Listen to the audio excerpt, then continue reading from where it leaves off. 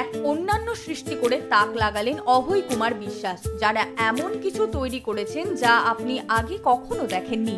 বর্তমান প্রজন্মকে social media থেকে চোখ সরাতে একটি 144 বর্গফুটের লুডো তৈরি করেছেন এই দর্জি ব্যবসায়ী।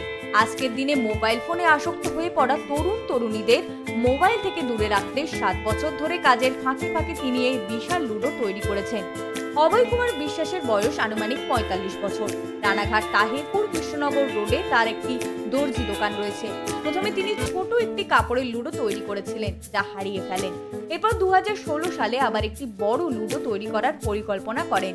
দীর্ঘ 7 বছরের প্রচেষ্টার ফলে অবশেষে তিনি 144 বর্গফুটের বিশাল লুডো তৈরি করতে সক্ষম হন। এতক্ষণ আমরা এখানে আমার অভয় কুমার দা একটা বড় ধরনের একটা লুডোর কোর্ট হাতে তৈরি করেছে সেলাই করে।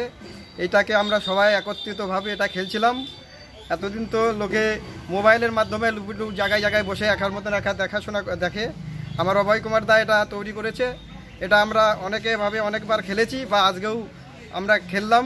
হ্যাঁ, এটা সবাই দেখে আনন্দ পাচ্ছে বা ভবিষ্যতের জন্য এটা সবার মনের মধ্যে ঢুকে যায় বা বড় ধরনের একটা কিছু এর থেকে বড় ধরনের জন্য একটা কিছু তৈরি করতে পারে। একদিন গাছের তলায় 144 বর্গফুটের লুডো পেতে কচি কাঁচা থেকে বড়রা সবাই মিলে খেলছেন।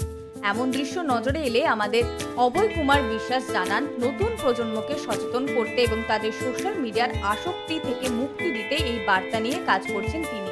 তার এই অসাধারণ প্রচেষ্টার জন্য সমাজের বিশিষ্ট জনেরা তাকে ভূয়ো প্রশংসা ও সাধুবাদ জানিয়েছেন। এটা মাথায় এলো বলতে আমি প্রথমে একটা কাপড়ের তৈরি করি, ছোট যেমন লুডোর কোর্টটা হয় সাধারণত এরকম মাপের।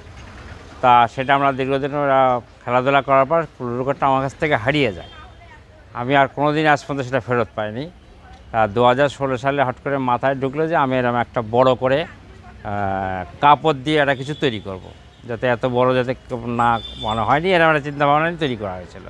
তাই এটা 144 বর্গফুটের লুডোর কোর্টটা আমি 2016 সালের 15-10-2016 সাল থেকে এরা স্টার্টিং শুরু করি তৈরি করা।